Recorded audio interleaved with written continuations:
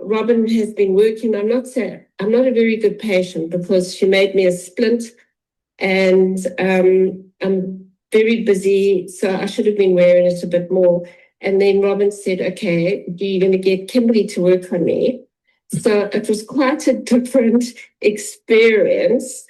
So I woke up the next morning and I knew what you were going to be doing because I've seen your other sessions with Robin and her patients. So I said to Robin, I felt as if I was in such a deep sleep. Like, it actually felt very good, I have to tell you. And so I thought, well, I'm feeling so relaxed. And the first thing I did was go to my hand because I knew you'd been working on it.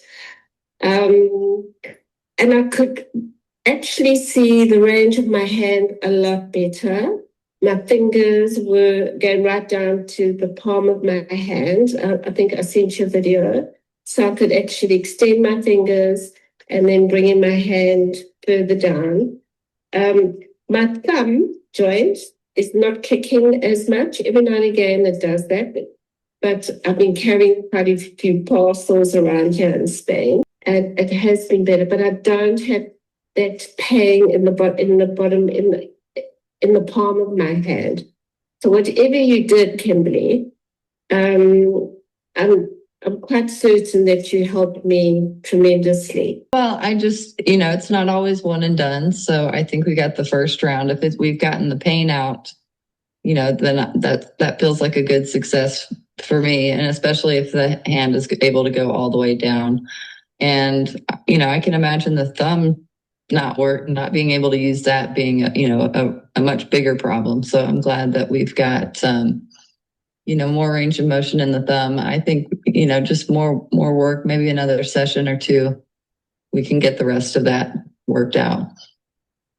And the other thing, I was looking at the meridian that runs down this ring finger, and that can relate to fight or flight. So if your adrenals are really stressed, sometimes I'll look and see what the finger can relate to. And, if we do an adrenal reset, then that might be able to, help take some of the stress off of this meridian as far as energy flow through there, and then do another session with the hand. That might be a good follow-up to be able to do. Look at the meridians and the fingers and see, which finger, what the meridians relate to. And then maybe go and work on that organ, because it could be something in the body in that organ that might be stressed, that you can kind of get some of the charge out of it and then come back and work again, on the hand, as a follow-up.